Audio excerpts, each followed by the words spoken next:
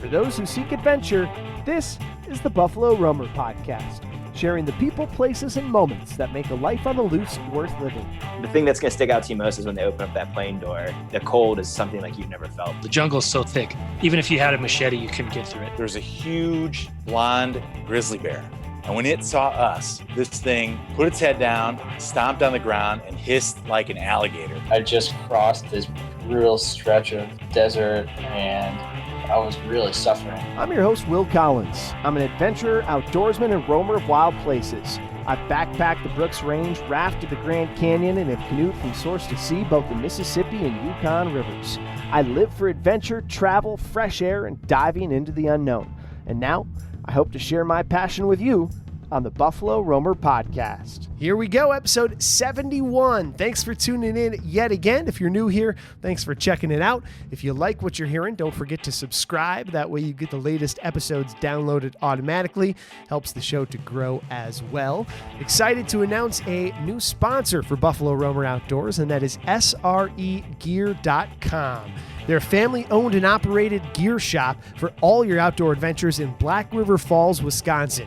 Great gear, great prices, and the best customer service. It's run by Nick and his family and small team there in Black River Falls. Anytime you have a question, you pick up the phone or an email, you talk to Nick or his small team. So make sure you check out SREgear.com.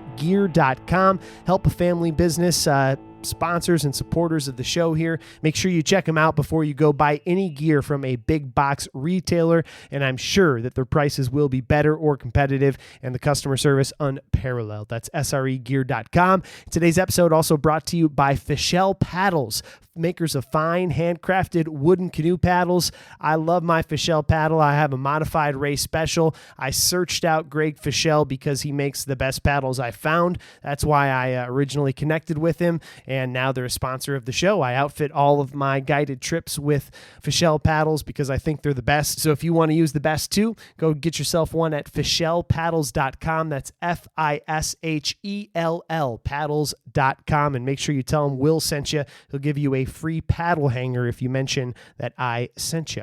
Okay, episode, let's see here, 71. First, also have a canoe trip, a backcountry canoe trip, a guided canoe trip on the lower Wisconsin River, August 17th through the 20th. It's a 4-day, 3-night backcountry canoe trip. If you're listening to this before August 17th, 2023, there may still be spots open. So email me at buffaloroamer@yahoo.com or check out the website, buffaloroamer.com. A few spots left for that guided, totally outfitted, everything included backcountry canoe trip on the lower Wisconsin River, August 17th through the 20th of 2023. Okay, today's guest is Jeff Lund. He is a friend here through the podcast world, a good guy. He is author of 3 books, including Beyond the Hunt, which is one we discuss most on this episode. He is a columnist for the Juneau Empire. He's an educator, a thoughtful outdoorsman, and I enjoyed talking with him. So episode 71 of Buffalo Roamer Outdoors with Jeff Lund. Jeff, it's been a while, man. I'm looking forward to chatting with you again. Got a lot to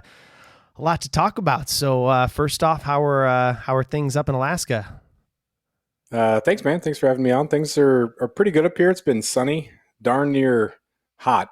Yeah, anytime it gets above about 62 and sunny up here, the kids and everybody start to go a little bit crazy with the heat. But there were some definite sunburns on that pale Alaska skin.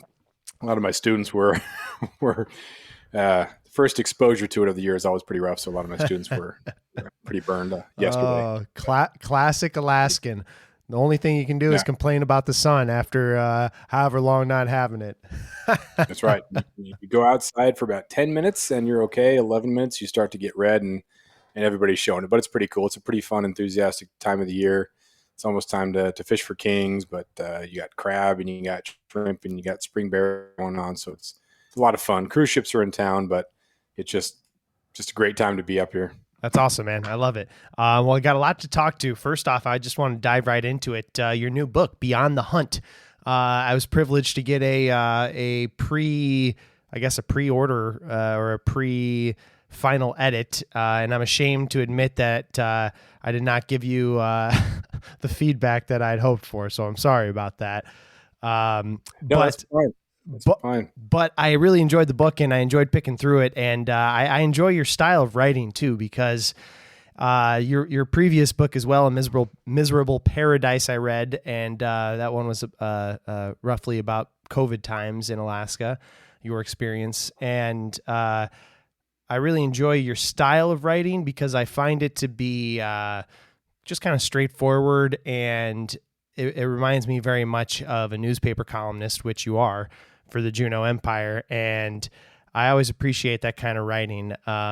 It's like concise, not a whole bunch of fluff, but there's some heartfelt meaning behind it. So, yeah, I guess I'll lead in with that. That's my only feedback on the book. But how was the process of writing the book, and how is this, how has it been since it's been released? It's been fun. It's been kind of cool and interesting. I know that A Miserable Paradise was about a year living in Alaska, and it was an angle that I thought I could provide because I actually live here. And that's not to say that people who come up to Alaska, it's just something they don't know. It's not that they're naive, that they're wrong or anything. Their perspective is just as valid, but I wanted to provide that authentic voice and just tell my story.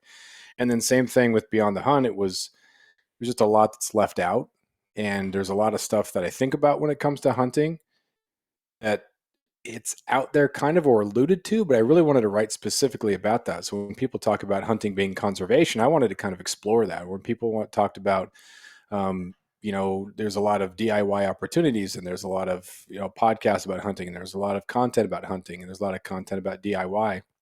And so I wanted to think about and talk about and write about, where does all of this take this? And then how do you, if you do have a podcast, how do you stand out as a podcast? And are there temptations to do stuff that might be outside of your comfort level ethically?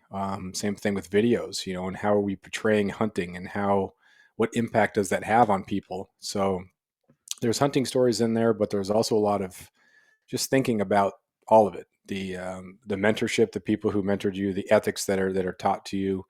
And when you are creating content, whether it be video, what are some things that maybe you should think about? You don't have to, you're not required to, but where does all this lead? And so there's a lot of just contemplations about that. And in shorter snippets, I want to be able to just kind of get in and then get out. So it's not really the paragraphs or the chapters aren't super lengthy. It's just kind of a breeze through a lot of the different things of the industry, and I really liked it. I know it probably doesn't have the appeal of some of those bigger things. Hunting books don't really sell. They sell a lot more to smaller groups of people. If you have name recognition, a Cam Haines book is going to obviously sell, be a big book. Anything by Meat Eater or Steve Ranella too, because they have the name recognition. But wasn't really, I'm not expecting it to be a bestseller or anything like that, but it is fun, and I'm very proud of it. It's, a lot of the stuff is the best stuff that I've read that I have written. Yeah, it was fun to do. Good project, and I enjoyed the process. Yeah, that's great, man. And I appreciate your putting out your, carving your niche in the outdoor world, and I appreciate it being authentically you. And I think that comes through in the book, and I think that's a lot of what the book is about too. Is just about not, it seems like in the outdoor industry, at least this is one of the themes that I took away, is that in the outdoor industry, it's it has been for a long time, and it seems like it's getting slightly better, but it's easy to be fake. It's easy to be, I shot the biggest buck. And it's easy to be, just going after the biggest trophies. Whereas, you come at it with some more humility and, I went out chasing blacktail and I didn't see a thing, and I got wet, and I thought about life a little bit out there. And so, I appreciate that perspective. And I think it's true that authenticity, which I think is why my podcast and why your podcast and the whole world of podcasting in general is kind of taken off, because it's so much easier to get that authenticity than 2-minute or 5-minute, 20-minute, whatever it is, TV segment, Mm-hmm.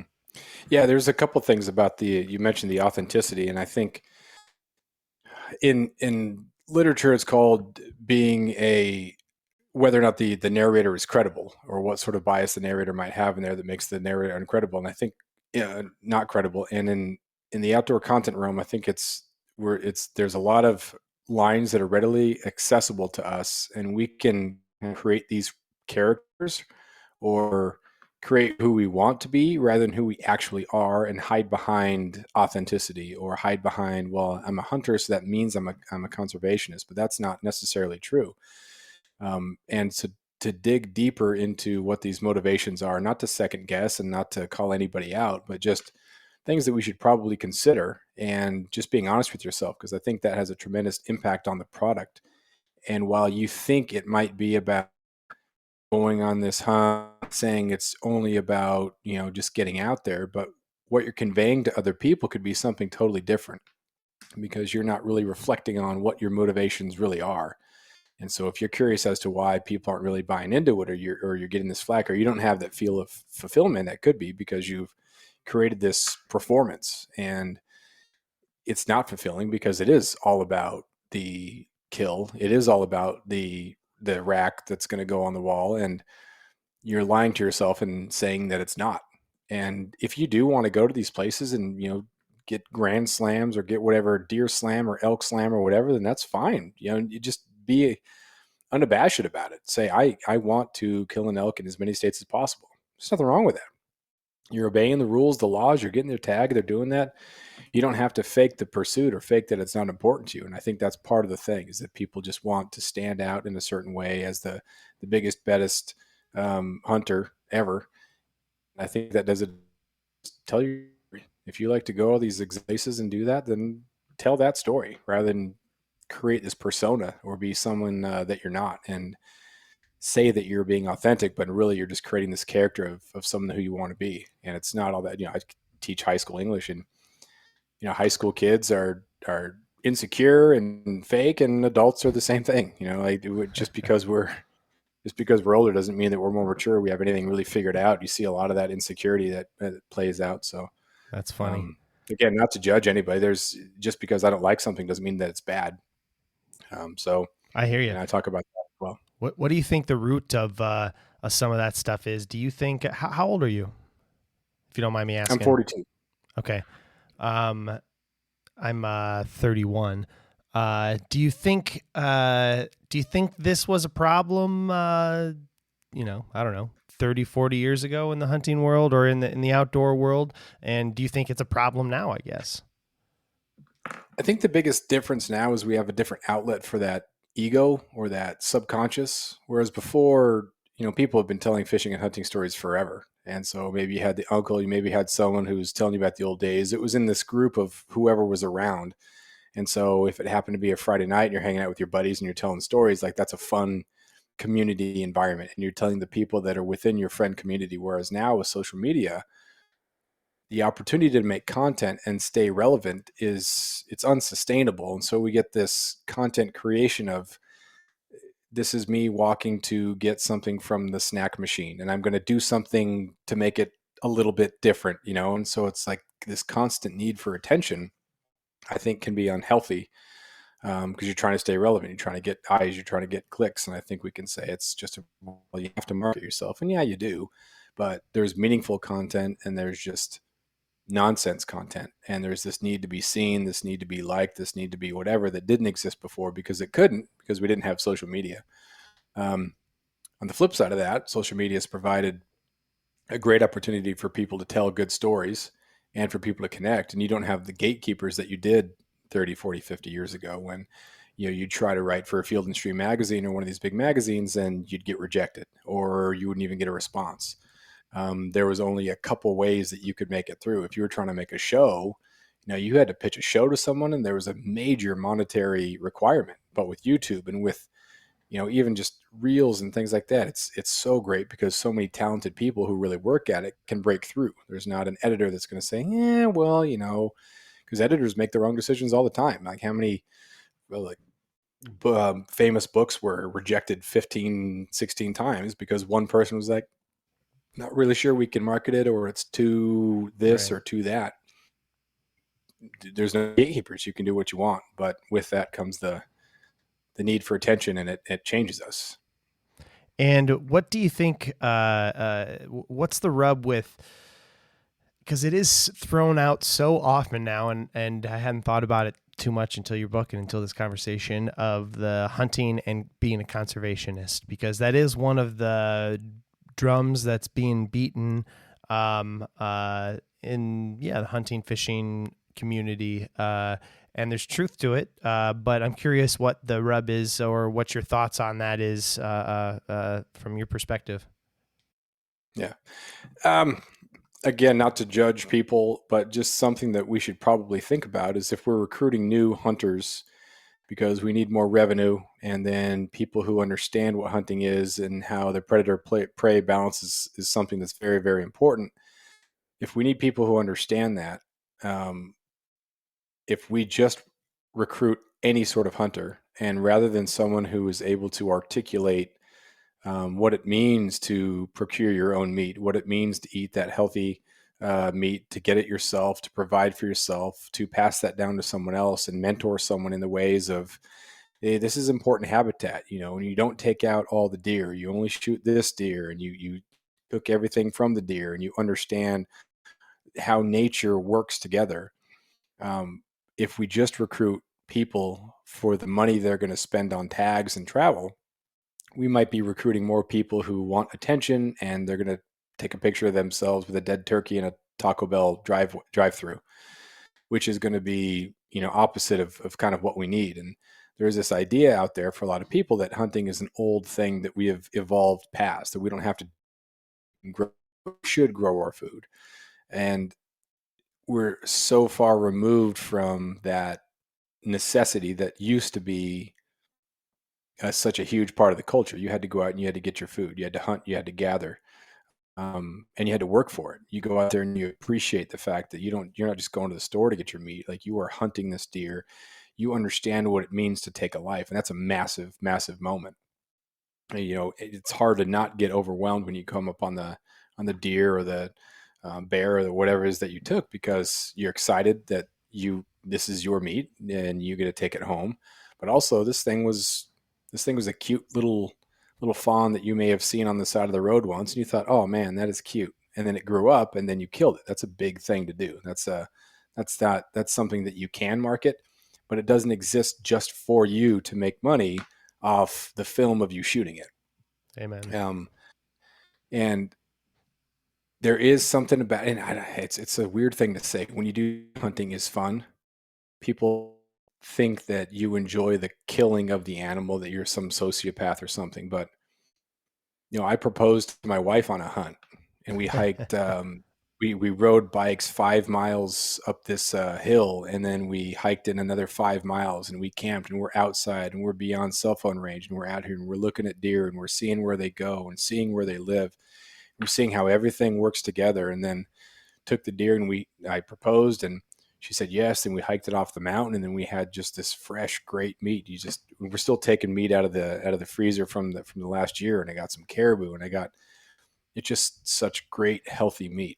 Yeah, it's amazing. And there's a story behind all of it. It's super, super healthy. And studies have shown that farm raised meat is not nearly as good, is nutrient dense. And if you're talking about participating in the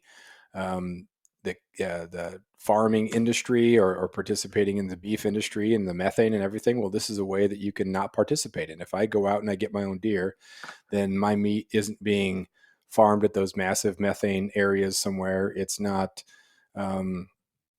being shipped somewhere else, and that's kind of what the anti-hunter types, it's better for the earth if you don't hunt. Well, maybe not. But if it is about methane, then the fact that I don't participate in that means that it's okay, right? We should be able to say, all right, well, you're not participating in that, so it's great. But even that, we have to get food from somewhere. And your family's a pig farmer. It's like the food comes from somewhere.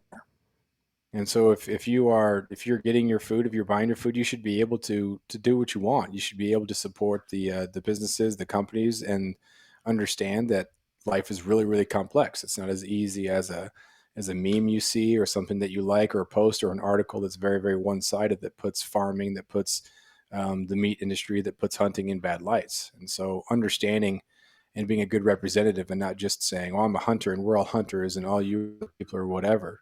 Being able to say, "Hey, life is complex and I can explain it in a way, and I'm not just going to like rub it in your face. It's my right. So I got to kill anything. And you just got to take it. You just got to look at these pictures of me, with a deer head.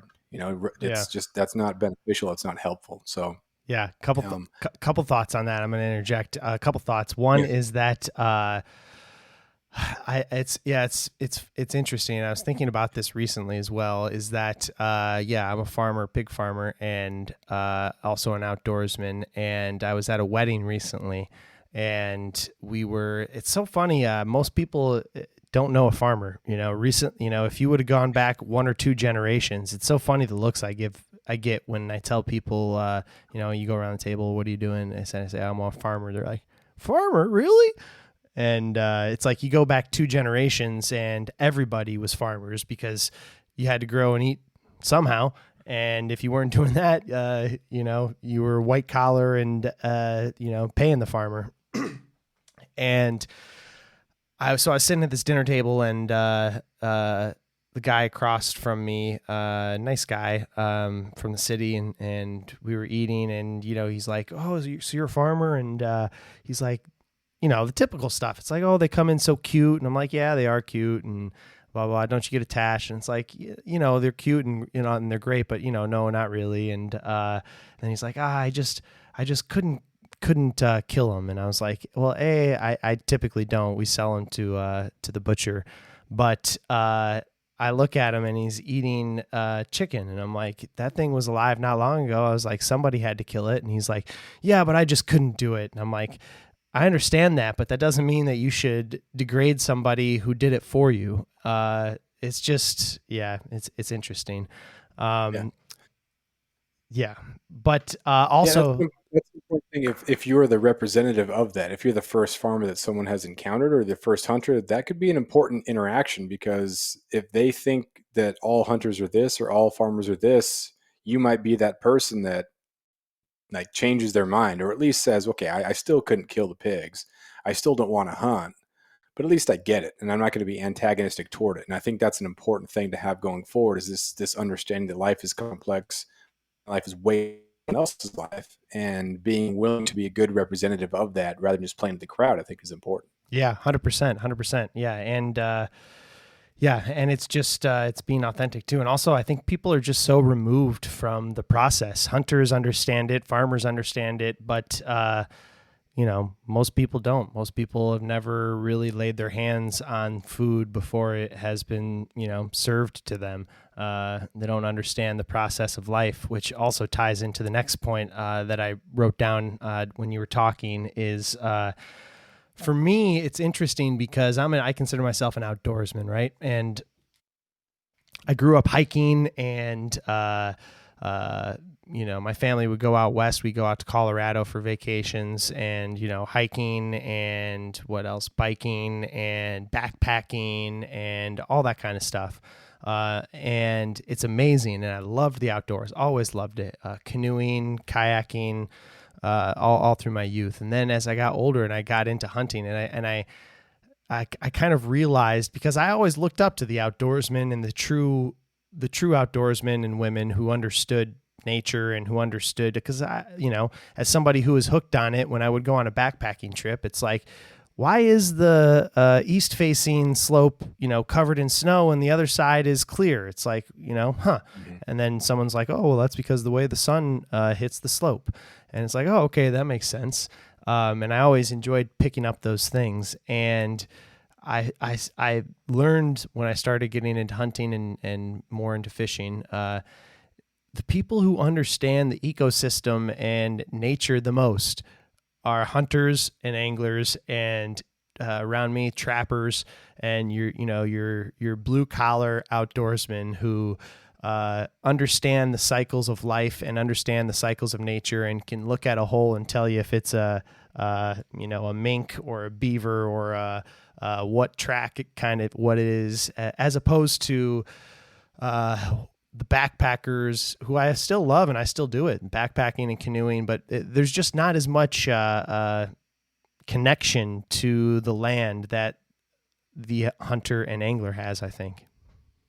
Yeah. When you're paying $9-10 a pound for ground beef, it's nice to be able to go out and get a deer and you can get 40 to 50 pounds of really, really good, lean, very healthy meat. So in some areas, this is just a way that, people feed themselves. Now, no one's going to be hiking up a massive mountain to hunt a Dall sheep because the amount of calories you're going to burn to get that thing, a little bit different. So there is some sport in it. And that's why it is a fun thing to get to those areas that are so different. And you're seeing a part of the world that most people don't see on that level. You're not just looking at the mountains, you're looking deep into the ecosystem of it. And this terrain feeds this animal and this animal does this, and here are the dangers and here's everything. And just understanding life cycles on a whole different level is something that's really kind of opens up that, or reopens that curiosity you had when you were a kid and you're just asking all those why questions and how questions, and you just want to know how things work. Yeah, absolutely. Like why is this animal always hang out in this area? You don't think about it until you think about it, until at least I never thought about that stuff until I started getting into hunting and fishing. Is like, why is the deer always there? Oh yeah, there's cover, there's food nearby, there's water nearby. Like, it's probably a pretty good spot, Yeah. And then you start to appreciate what it is and think, we can't lose this. We have to hold on to this. We can't be taking these things. We can't be doing things that keeps this from happening, from the spawning grounds for the fish or the habitat for the deer. We're asking those questions, and especially in places like Alaska, that things aren't nearly as modernized, I guess, as different areas, and you see how things are wild and how things aren't all hemmed in by roads and highways and whatnot. So it's a lot different here, and some of the biggest people who are advocates for protecting the environment are people who are hunters and anglers, because it's a lifestyle, it's a way of life, financially for people. So people are very, very vested in the survival of fish and habitat, spawning habitat and whatnot. So it's not that there are hunters and anglers and then there are environmentalists. Many of them are the same thing. And so it's a weird thing that rather than be on the same team and, hey, let's work together to preserve this, you have this idea that if you are a hunter, you are the enemy, and we're trying to protect the animals from the enemy. Well, no, people here definitely want the animals to survive. It's not a matter of I want to shoot deer until there are no more deer. That's not at all. We understand that there's a need for regulation and a certain amount of tags, and maybe we should reduce the tags. Like, hunters are at the forefront of this, and in the history of the United States, it's been hunters, and in a lot of those cases, it was Teddy Roosevelt who was saying, we can't lose these bison. We have to have these things, because the Yellowstone was the last stand. That was the last bit of bison that they'd been slaughtered everywhere else, and there was only a couple left, and they were in Yellowstone, and they were trying to protect them from the poachers, and that was the last stand of the buffalo. And so anything that's left is like descendant from the herd that was saved in just that area. And again, that was a hunter that said, we can't lose these things forever. And then it's been hunters that have reintroduced elk to Kentucky and these other areas. And it's a funny it's a funny juxtaposition. I can never say that word, but of, you're right, the environmentalist and the hunting crowd, because you're right, they do want the common goal, except for it seems like, at least from my perspective here, right? It seems like, I think the environmentalists are maybe just, if we're going to label them in general groups here, are maybe just a little naive. They're like my friend who has never, who's eating the chicken, but can't comprehend how somebody could kill a chicken. It's I think there is maybe a little naivety to it of no killing animals at all on the environmental side. But, obviously we're painting with general strokes here, right?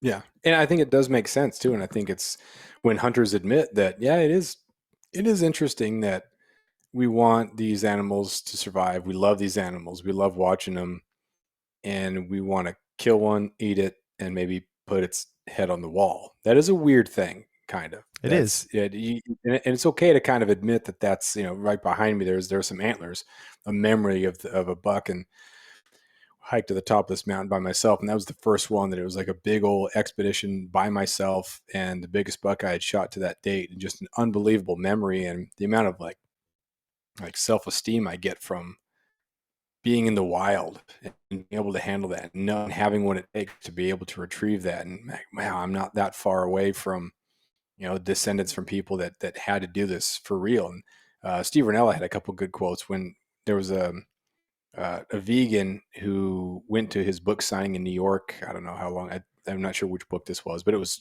maybe 10 years ago or something. And asked about hunting and why do you have to kill him? And Rinella didn't say, because it's my right. He said that to not hunt is a pretty new thing, humanitarily speaking, or as far as humans go. It's a pretty unique thing to not hunt, because we had to do that not long ago. And so this idea of being a vegan or not hunting that's a new phenomenon.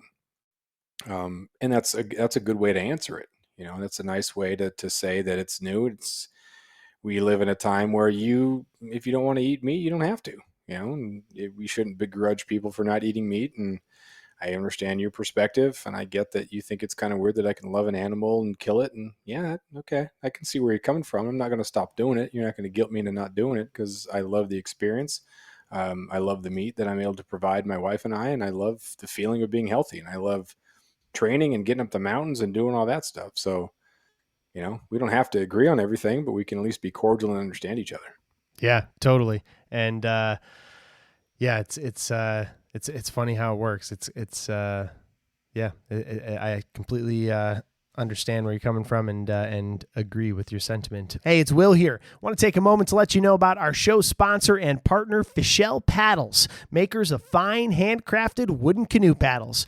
I spent a lot of time paddling rivers and lakes, and Fischel paddles are the best canoe paddles that I've come across. I use the Ray Special model myself, and I outfit all the guided trips that I run with Fischel paddles too, because I think they're the best. Each paddle is handmade by Greg Fischel at his shop in Flagstaff, Arizona, from a single piece of wood. What I love most is the shape and feel of the paddle. Other than being beautiful and efficient, it puts less strain on your shoulders and arms than a typical paddle would, while actually giving you more control and finesse with each stroke. Plus, the shape of the blade just feels right cutting through the water.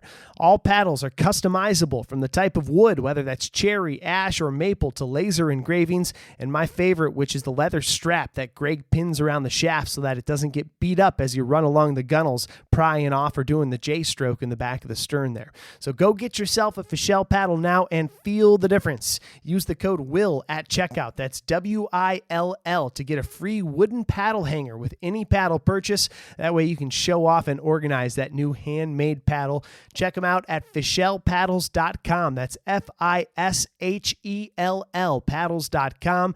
Fischel Paddles, handcrafted wooden canoe paddles. What are your high school teacher in is it Ketchikan? Yeah. What are the Alaska youth like? Switching gears slightly here. Are they as hardy as one in the lower 48 would expect? Are we still getting out and hunting and having the Alaska roots, or has social media taken a little bit of that? I would find that hard to imagine, but yeah, it is sad to see. There used to be a big separation. I grew up on Prince of Wales Island, and everything was about, the trends were at least a couple years behind. So it would take someone to go down to the lower 48 and see something, some clothing style or some music or whatever. And, they bought a Nirvana CD or something, and they brought it back up and like, ooh, who's this? Or you listen to something on MTV or something like that. That's how trends got there. But we still had our own thing, our own identity. So with social media and the internet now, there's this, it's not like a Southeast Alaska or a Ketchikan identity. It's this to be a teenager anywhere identity, which is there are some positive contributions that come with that, but there's also, we're failing to see what makes things unique here. And there's a lot of things that we didn't have to deal with here. Like your family hunts, you can be a member of so many different groups, and we can kind of see how diverse things are. But people their kids are kind of falling into those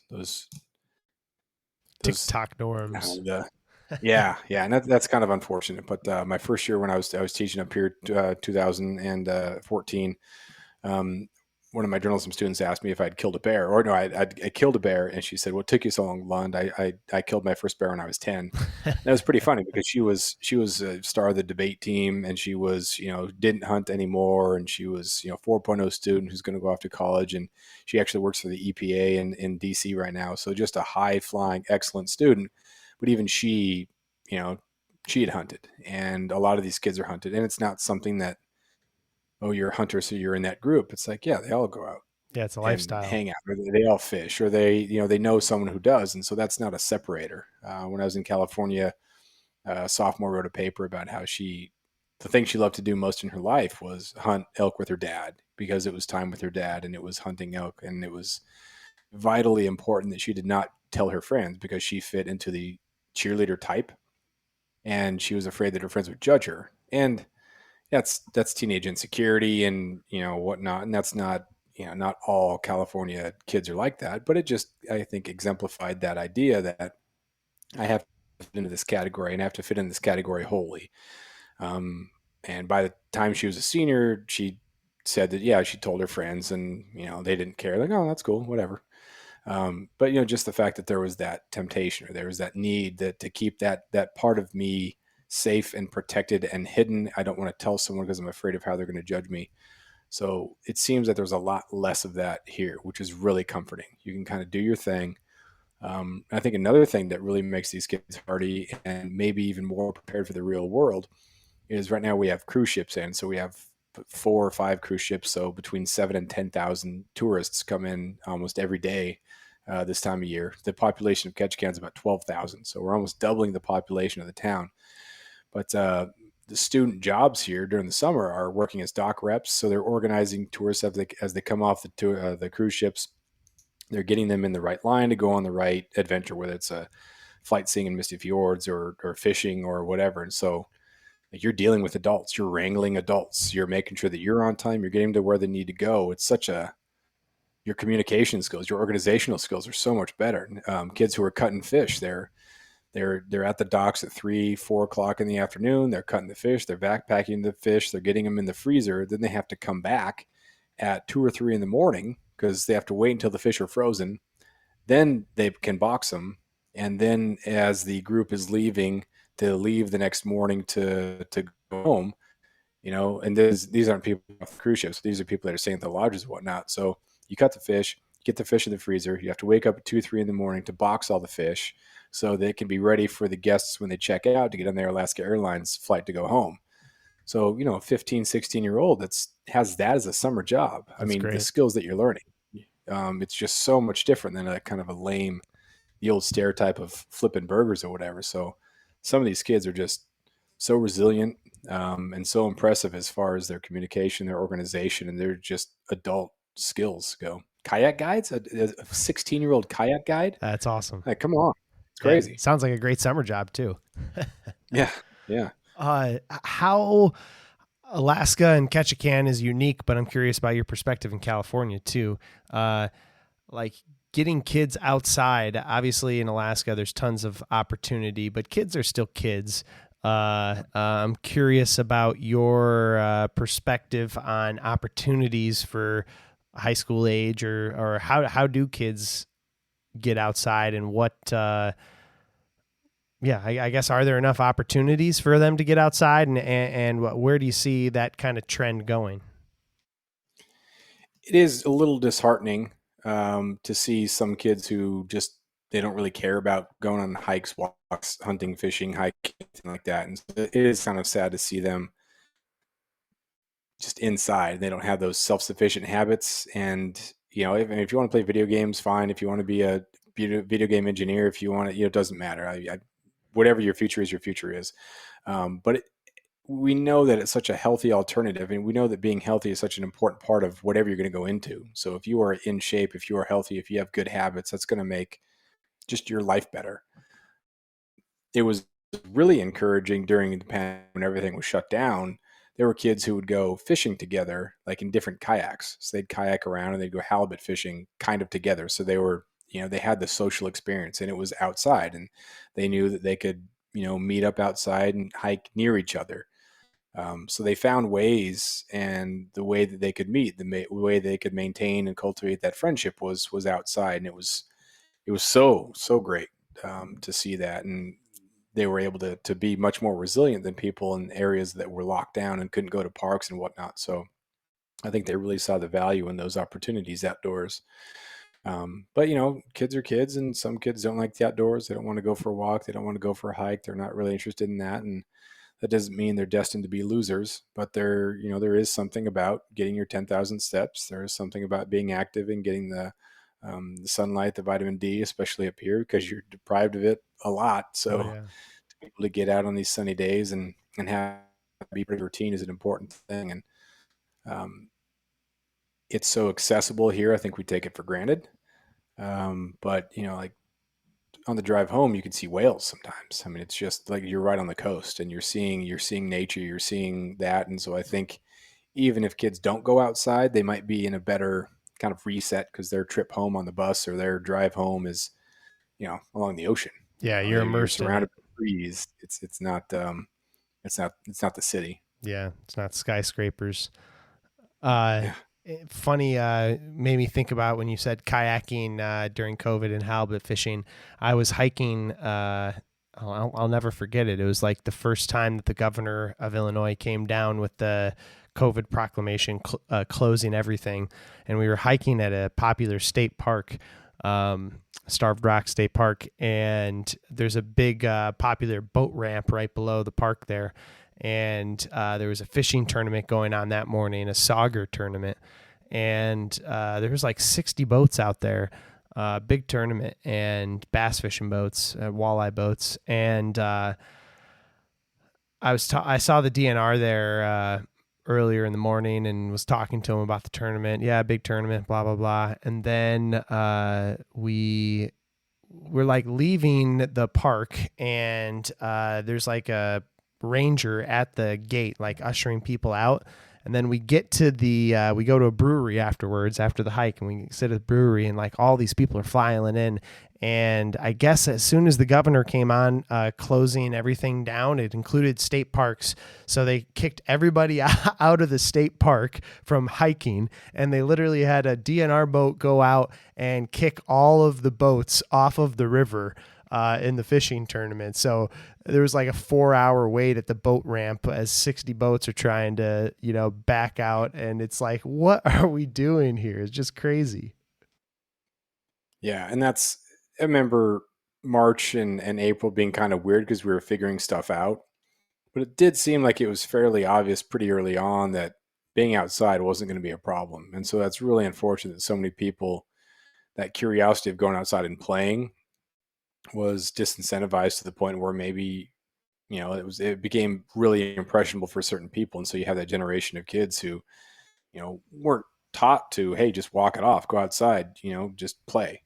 And what's going to happen to them long term. A lot of those kids are going to be resilient. It's not going to be much more than a small little blip. They're going to recover resilient, all good.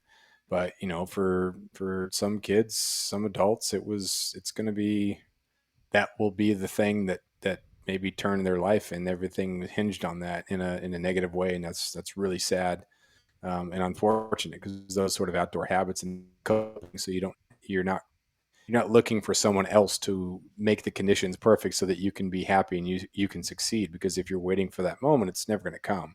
So being able to be resilient and self-sufficient in that, and be able to cultivate your own happiness as much as possible, and grow your own confidence, rather than, again, needing someone else to direct you to it or to affirm you to what not. It's so important to have that self-sufficiency. And a lot of the times that self-sufficiency comes with doing outdoor activities. Totally. Yeah. And pushing yourself, right? Yeah. How's the podcast been going? Mediocre Alaskan. It's going. There are times where I have good podcasts I'm really excited about, and other times I think, oh, man, it wasn't quite as good. Or you listen to a different podcast and you start to kind of break down what the differences are, and think, I need to be more like this, but I have to be myself. So how do I do that? And yeah, it's interesting, but it's been fun to kind of look at the people that you listen to and then maybe like poach guests. I listen to your podcast and I kind of reach out to people that you've had as guests. I'm like, oh, this person's a really good podcast guest. It's going to be a lot of fun to talk to this person. Great. I saw you. I saw you had not to cut you off, but I saw you had Zach Boughton on recently. Yeah. Travis. Yes. Travis. Okay. I think I spoke to Zach then. They're brothers, right? Yeah. Okay. I had Zach on like a year, maybe 2 years ago. Yeah, those guys are interesting, right? Yeah. It's so much fun to get those people on there and just talk about things. And again, I think it comes down to the goals. If you want to stand out as a podcast, then you're going to talk about shocking things that make for good clips that are going to be shared a lot.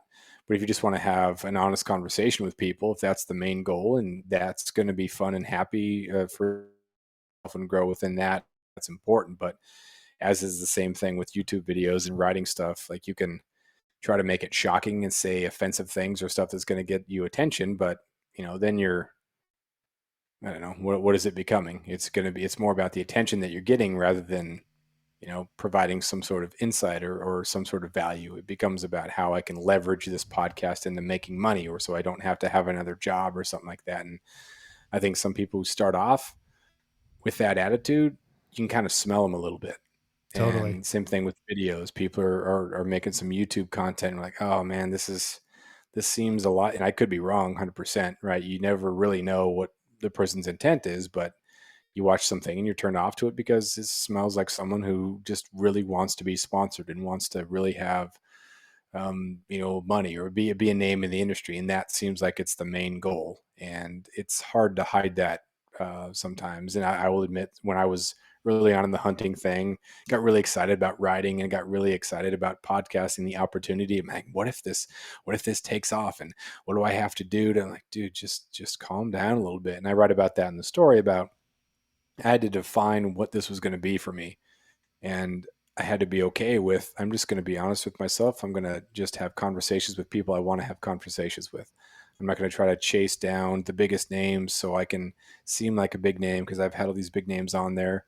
And same thing with the writing. I have to come to terms with what hunting means to me, how I define hunting. Is it a means to get rich?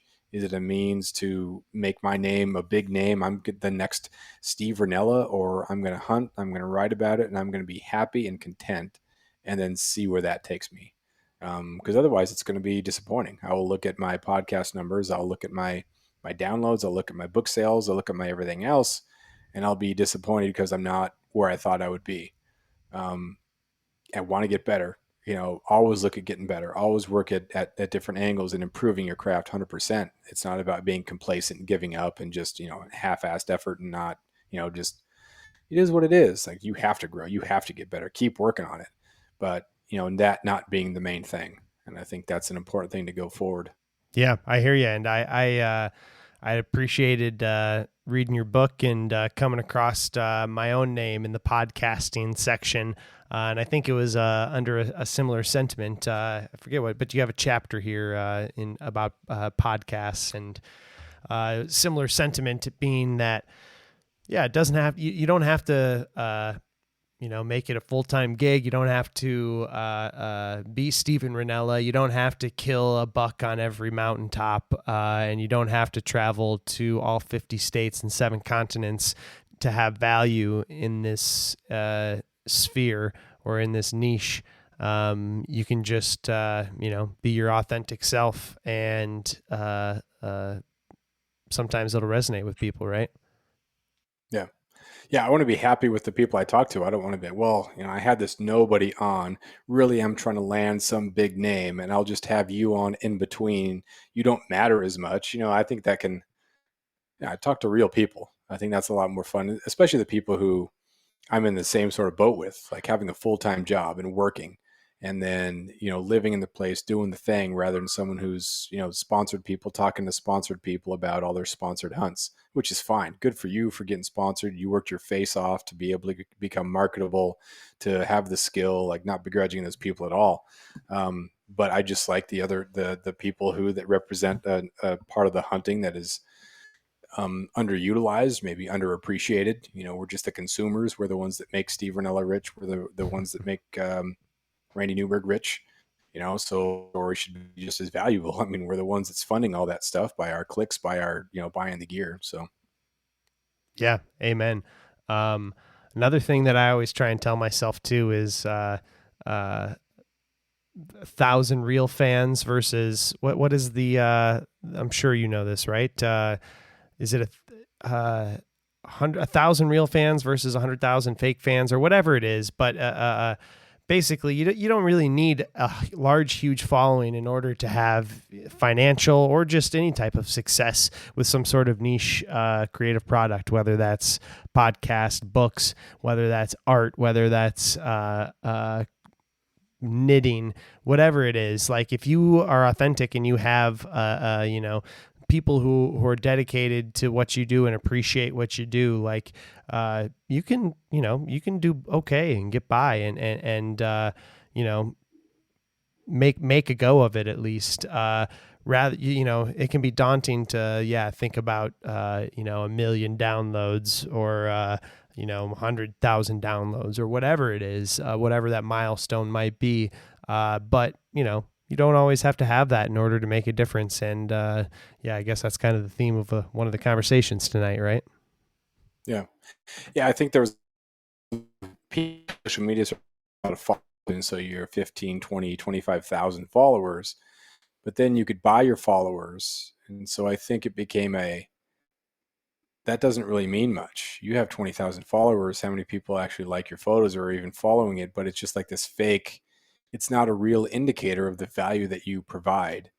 And some people got a lot of followers because they were pretty big at the beginning, but I think the followers equating to value, I think that's rooted out as not real. There's some great people in the industry who don't have a lot of followers because they don't really care about that. They care more about the product.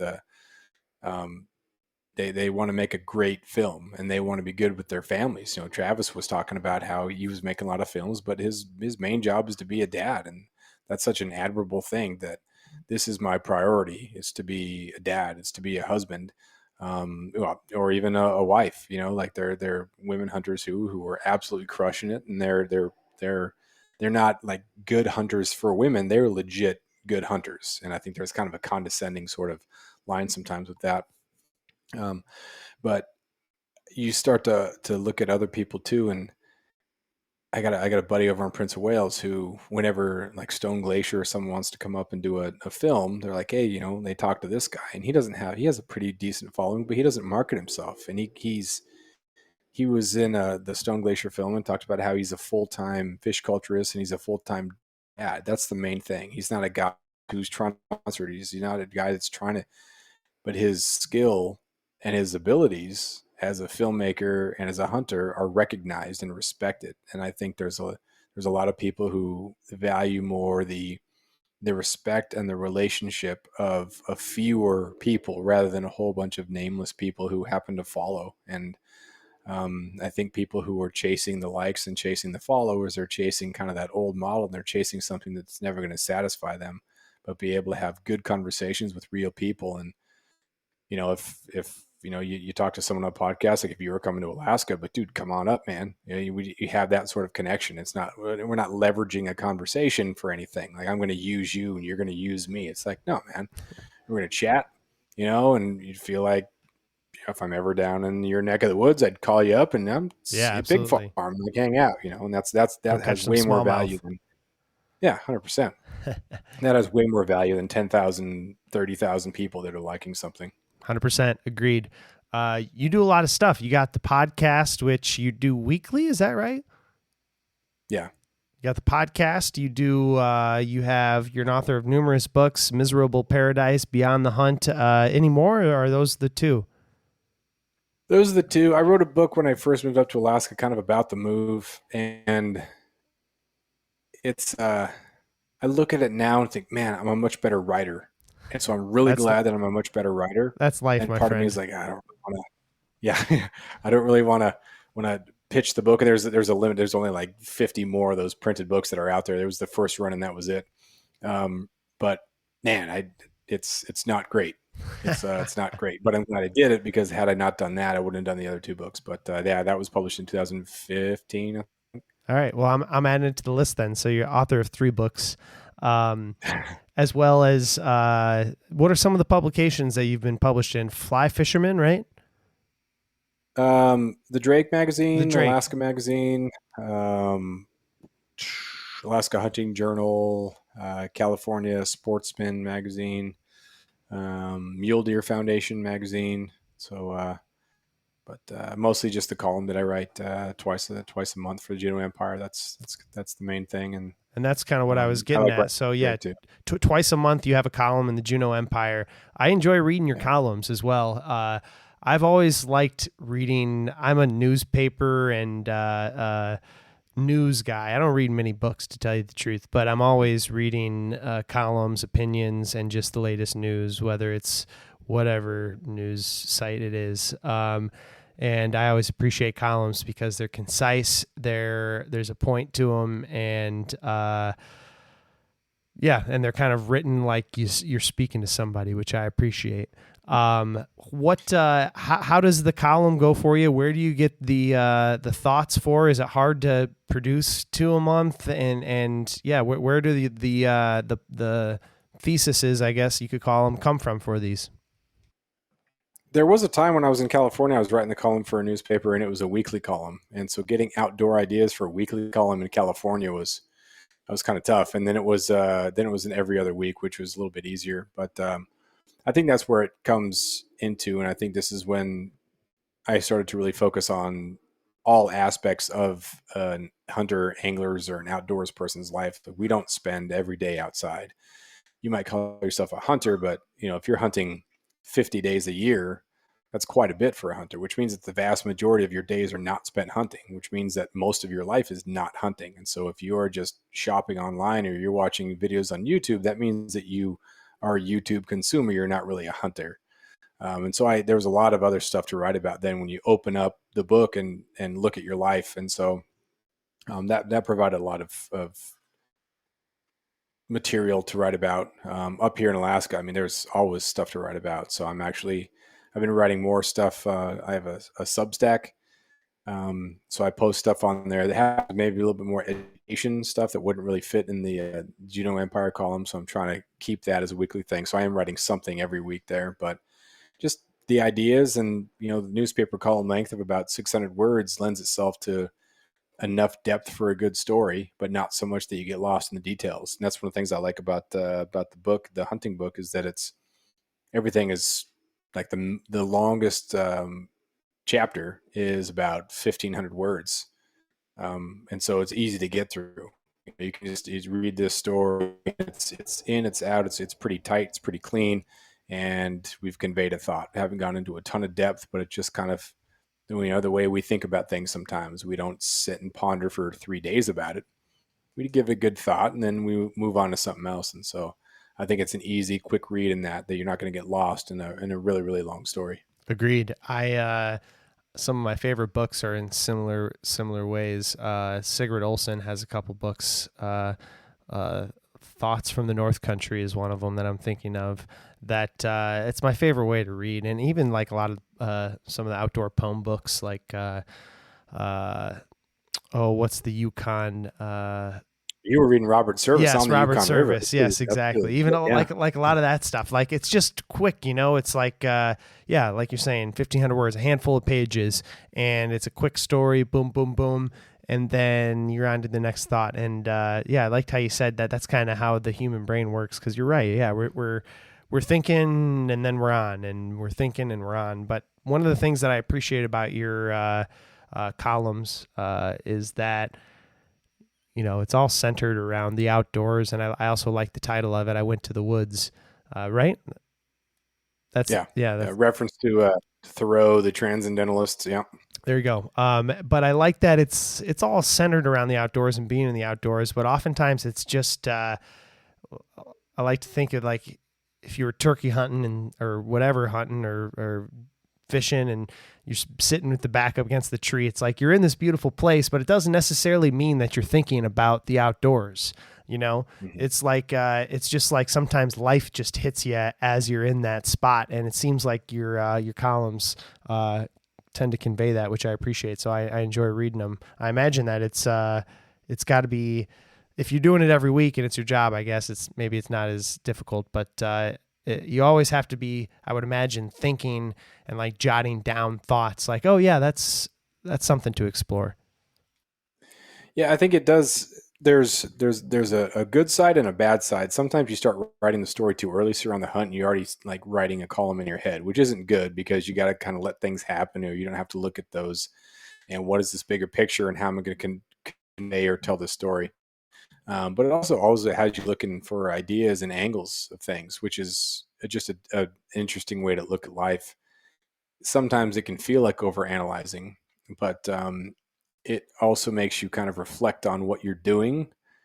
And if you're not doing something worth writing about in a week, that's kind of a warning sign. There should be something that you do, something that you think about, something that you interact with, something that you read that would be worth 600 words. We've been kind of poking at it throughout the whole conversation, but why do all this? Why do the podcast? Why do the column? Why do the publish 3 books? Why what else do you do? Publish stuff in the Drake fishing magazine and all this kinds of stuff. Why do all of it? I think it's important to have something else other than just your job. I think your job is a career. It's what you choose to do with your life, but I don't think that's the only thing you should do. And I got a degree in journalism and I like to write, and especially about the outdoors. And I think it's an opportunity to be creative, and everybody is creative in some sort of way, whether they're painting or fishing or writing or whatever it is. And so that opportunity to have that outlet and do something other than your career is very rejuvenating, and it's something to just keep things fresh. And as a teacher, I think it's really important to show the students that there's a lot to do out there, and to see follow other pursuits. And you have your career, but you have your passions, and I think the passions really what make life really worth living. You have your point with your job, and I think that I feel a definite purpose with my job, but I also feel that there's other things in life to do, and it's just fun. It's fun. I'm so glad I got in the habit of doing stuff and creative, being creative, and kind of getting past that. The first 10, 15 podcasts that aren't really good, and it can be frustrating, but just keep going. Just keep going. Same thing with the column writing and getting better, and then you get swept up in this positive wake of doing something, and then it's fun, and it's something to fill those hours afterward, rather than just being a consumer watching other people who have created or doing other things that people have created for you to watch. Doing your own thing, being creative in your own realm, and meeting other people, and having a substantial something outside of work. Yeah, some sort of contribution, huh? Yeah, Sure. I appreciate it, and I think the same thing as well. It's for me too with the podcast. Oftentimes it's like, man, what there's so much friction to getting started, and even just individual podcast episodes. Like after a long day of work, oftentimes I'm like, man, I got a podcast tonight. Like, not that I'm not looking forward to the conversation, but just like I'm like, But then as soon as I get like 5 minutes into it, I'm totally rejuvenated. And then by the end of it, I'm like, I walk downstairs like, a little pop in my step, because I'm like, yeah, I just had an awesome conversation with somebody about a topic that I'm passionate about, and I always feel good afterwards. So yeah, I understand the sentiment. All right, Jeff, appreciated speaking with you. Where can we find all your stuff? Podcasts, the books, the Juno Empire columns. Hit me with all the info. Yeah, thanks for having me on. Really appreciate it. It's always nice to chat with you, and it's nice to chat with you in between too. Staying in touch. My column is in the Juno Empire. I make links to that on my Instagram at Alaska Lund. My website is themediocrealaskan.com. You can buy my book, A Miserable Paradise Life in Southeast Alaska, there, as well as Beyond the Hunt, and links to my podcast, The Mediocre Alaskan Podcast, are also there. So Alaska Lund on social media is the best way to or the entry level, and you can get everything else there. If you want to go to the website, it's got hunting and fishing and links to all things Southeast Alaska at themediocrealaskan.com. Great. appreciate it. And any final thoughts? Anything to leave us with? Keep doing what you're doing, man. Really appreciate it. It's inspiring when you see other people who are getting after it too, and so you don't feel like you're alone. You're at the same level of people, and it's kind of around people who are also creating, and it's just a positive environment to be in. So I really appreciate what you're doing, and it's fun to listen. Hey, man, I appreciate that. All right, Jeff, take care, and we'll talk soon, all right? Sounds good, man. And there you have it, episode 71 of Buffalo Roamer Outdoors with Jeff Lund. Thanks for tuning in. Don't forget to subscribe. Still got a couple spots left for that Lower Wisconsin River trip, August 17th through the 20th, 2023. If you are listening before then, email me to get on the trip, buffaloroamer@yahoo.com for more details, or you can just check out some of the details that are up at buffaloroamer.com. Big thanks to the sponsors of this episode, FishelPaddles.com, maker of fine handcrafted wooden canoe paddles, and SREGear.com, family owned and operated gear shop for all of your outdoor adventures. Check them out, SREGear.com. All right, we'll talk to you next time. Hope you get outside, get some fresh air. Also have a few Buffalo Roamer hats for sale. You can email me or DM me on social media at Buffalo Roamer. Richardson 112s, really sweet looking hats. Also some merch for sale outside of those hats that you can just get on the website, buffaloroamer.com. All right, get some fresh air. Take it easy. We'll talk to you later.